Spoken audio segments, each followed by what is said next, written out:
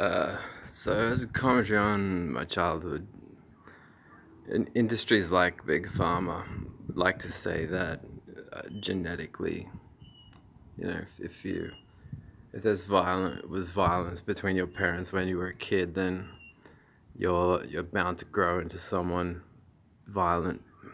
Um, in the case of the owners of Capital Chemists, they had read a newspaper article concerning the violence between my birth parents in 1989, which was accessible via Google, and without me knowing, they had assumed I was there. Uh, Evidently,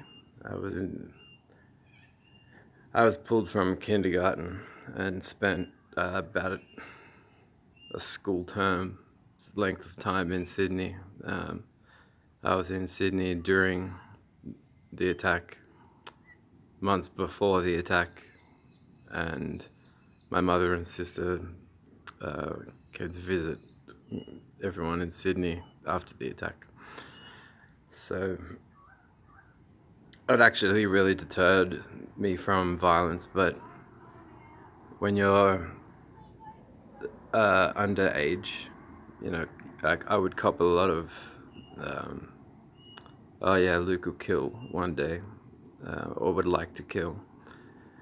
And there was a lot of that under in school communities, but what they didn't realize, and I didn't want my friends to gather once I'd passed were that way inclined, there'd be a trail of I would be in jail already, and there would have been a trail of people that I'd get violent towards. I enjoy receiving violence from women I'm attracted to sexually. I think the Marquis de Sade had a similar proclivity, but I don't share what he was sort of into doing.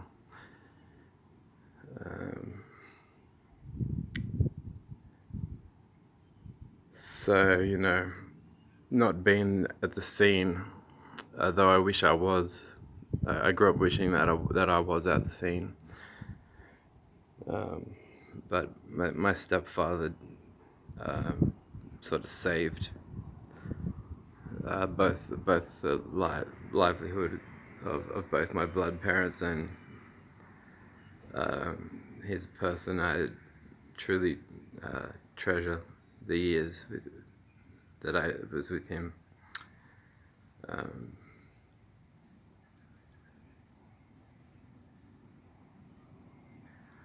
So yeah, if you want to get into the psychology of things, friends of mine thinking I would favor violent acts. Now that I have passed puberty and adulthood, they have to think in sort of, on the fringe of child abduction, pedo, inbred thinking, narratives, or else they have to conclude that I'm opposed to violence.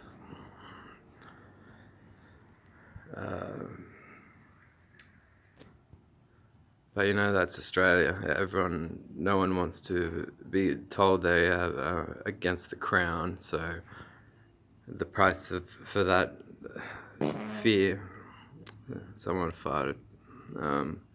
Price for that fear is some sort of implicit honoring of Christianity, the Christian poison. Calvary Hospital has it on their logo. They're wondering why there's statistical sufferings in the bisexual community. Well, imagine 2 millennia ago, a bisexual was suicided up a hill, and you pretend to eat his body and drink his blood every fucking Sunday. Imagine that. Wow. And Christians were particularly the worst at thinking I would love violence. What they do is they love to say that their God is loving and good, and they ignore all the filth passages in the Bible where, you know, rape costs 50 shekels and you dump a woman's body dead on her father's doorstep if she doesn't seem to have been a virgin on the wedding night. And, you know, so what I think they were doing was sort of transposing or projecting what they are in denial of concerning their own God. You know, how many Christians will have the guts to stand up and say, I'm not worshipping a fuckwit God like this God in the Christian Bible. The ones that don't have the guts to do that, of course, they will be inclined to go, Luke, what's he done? Did he bomb the whole suburb of Turner? Oh, that Luke is just so badly behaved. So they don't deserve to know, you know, if I could have lost a child, potentially, things like that. No, I wouldn't bother telling them those stories. They can have their violent fantasies and go back to the Garden of Eden and suck and fuck their fucking family, immediate family. That's the Christian poison. State of origin. The inbreds versus the bisexuals. Go inbreds.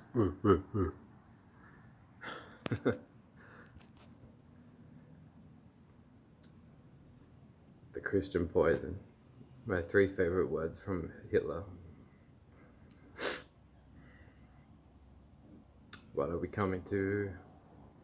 Blame it on the Black Star.